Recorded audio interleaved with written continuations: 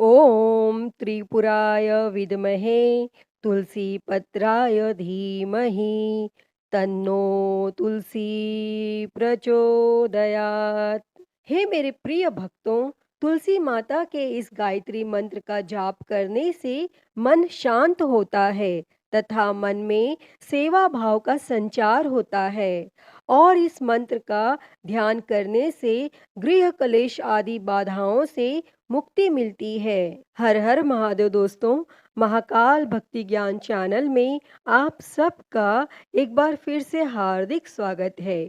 प्रिय भक्तगणों, जो कोई भी भक्त सच्ची श्रद्धा के साथ एकादशी का व्रत करते हैं और भगवान विष्णु का पूजन करते हैं, माता लक्ष्मी का पूजन करते हैं, माता तुलसी का पूजन करते हैं, शालिग्राम भगवान का पूजन करते हैं, तो उनके सभी प्रकार के पापों का नाश होता है। भगवान विष्णु को जो कि तुलसी अति प्रिय है और इसीलिए जो भी भक्त प्रत्येक दिन तुलसी माता का पूजन करते हैं, तुलसी स्तोत्र आदि का पाठ करते हैं और तुलसी वृक्ष के नीचे दीपक जलाते हैं, तो इससे माता तुलसी अपनी कृपा प्रदान करती है और भगवान विष्णु की भी कृपा प्राप्त होती है। और जहाँ पर भी तुलसी का वृक्ष होता है, वहाँ पर यम के दूत भी नहीं आ पाते और माता तुलसी अपने भक्तों की सदैव रक्षा करती हैं तथा सुख और समृद्धि का आशीर्वाद प्रदान करती हैं। और माता तुलसी की पूजा करने से माता लक्ष्मी प्रसन्न होकर उनके घर को धन और धान्य से परिपूर्ण कर देती हैं। तो आइए सुनते हैं निर्जला एकादशी द्वादशी पारण के दिन तुलसी माता की कथा। तो प्रेम से बोलिए, माता तुलसी की जय, भगवान विष्णु की जय, माता लक्ष्मी की जय, भगवान शालिग्राम की जय, सर्व देवी देवताओं की जय। प्रिय भक्तों, माता तुलसी से जुड़ी हुई एक कथा बहुत ही प्रचलित है। श्रीमद् देवी भागवत पुराण में इनके अवतरण की दिव्य लीला कथा भी बताई गई है। एक बार भगवान शिव जी ने अपने तेज को समुद्र में फेंक दिया। उससे एक महातेजस्वी बालक ने जन्म लिया। यह बालक आगे चलकर जलंधर के नाम से पराक्रमी दैत्य राजा बना। इसकी राजधानी का नाम जालंधर नगरी था। दैत्यराज कालनेमी की कन्या वृंदा का विवाह जालंधर से हुआ। जालंधर महाराक्षस था। अपनी सत्ता के मद में चूर उसने माता लक्ष्मी को पाने की कामना से युद्ध किया, परंतु समुद्र से ही उत्पन्न होने के कारण माता लक्ष्मी ने उसे अपने भाई के रूप में स्वीकार किया और वहां से पराजित होकर वह देवी पार्वती को पाने की लालसा से कैलाश पर्वत पर गया और वह जालंधर भगवान देवाधिदेव शिव जी का रूप धरकर माता पार्वती के समीप गया, परंतु मां ने अपने योग बल से उसे तुरंत पहचान लिया तथा वहां से अंतर ध्यान हो गईं। तब देवी पार्वती ने क्रुद्ध होकर सारा वृत्तांत भगवान विष्णु को सुनाया और जालंधर की पत्नी वृंदा अत्यंत पतिव्रता स्त्री थी। उसी के पतिव्रत धर्म की शक्ति से जालंधर न तो मारा जाता था और न ही पराजित होता था। इसीलिए जालंधर का नाश करने के लिए वृंदा के पतिव्रत धर्म को भंग करना बहुत जरूरी था। इसी कारण भगवान विष्णु ऋषि का वेश धारण कर वन में जा पहुंचे और जहां वृंदा अकेली भ्रमण कर रही थी और भगवान के साथ दो मायावी राक्षस भी थे, जिन्हें देखकर वृंदा भयभीत हो गई और भगवान विष्णु जो कि ऋषि के वेश में थे, उन्होंने वृंदा के सामने पल में दोनों को भस्म कर दिया और उनकी शक्ति देखकर वृंदा ने कैलाश पर्वत पर महादेव के साथ युद्ध कर रहे अपने पति जालंधर के बारे में पूछा। तब ऋषि ने अपने माया जाल से दो वानर प्रकट किए। एक वानर के हाथ में जालंधर का सिर था तथा दूसरे हाथ में धड़, और अपने पति की यह दशा देखकर वृंदा मूर्छित होकर गिर पड़ी और होश में आने पर उन्होंने ऋषि रूपी भगवान से विनती की कि वह उसके पति को जीवित करें। तब भगवान ने अपनी माया से पुनः जालंधर का सिर धड़ से जोड़ दिया, परंतु स्वयं भी वह उसी शरीर में प्रवेश कर गए।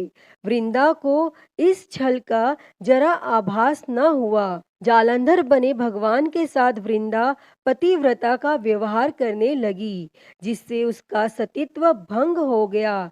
और ऐसा होते ही वृंदा का पति जालंधर युद्ध में हार गया। और इस सारी लीला का जब वृंदा को पता चला तो उसने क्रुद्ध होकर भगवान विष्णु को शीला होने का श्राप दे दिया तथा स्वयं सती हो गई। जहाँ वृंदा भस्म हुई वहाँ तुलसी का पौधा उगा।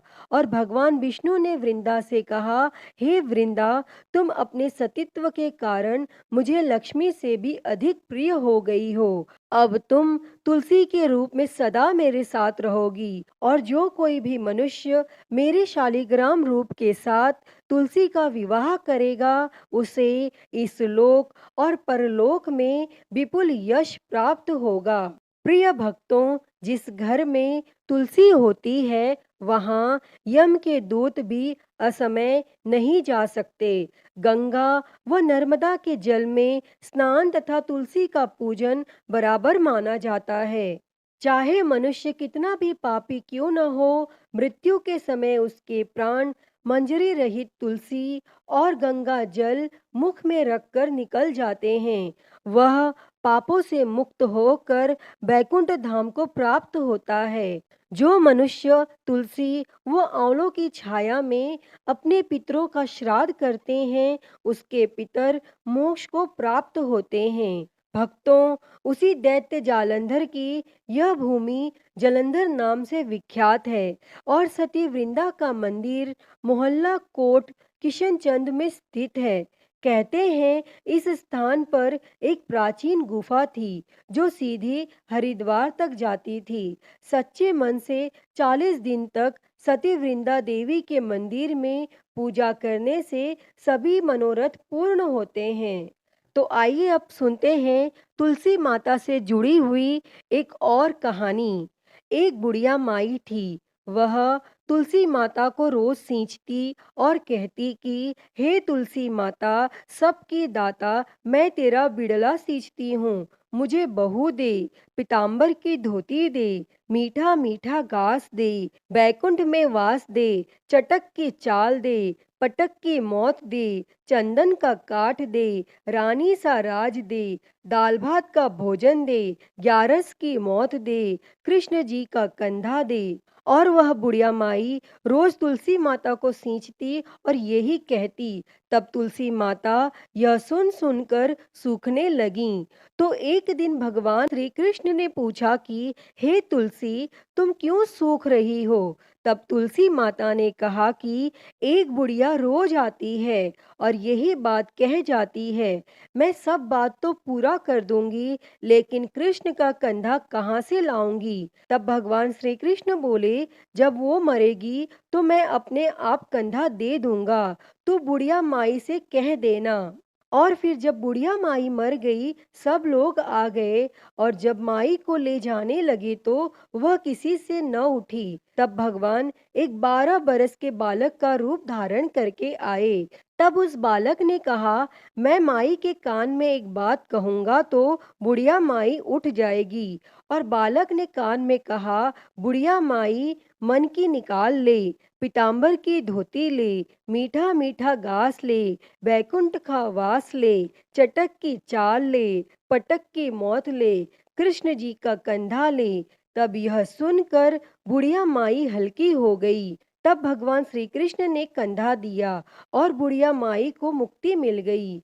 हे तुलसी माता, जैसे आपने उस बुढ़िया माई को मुक्ति दी वैसी ही मुक्ति इस कथा को कहते, सुनते और हुंकारा भरते को देना। तो बोलिए तुलसी माता की जय, वृंदावन बिहारी लाल की जय।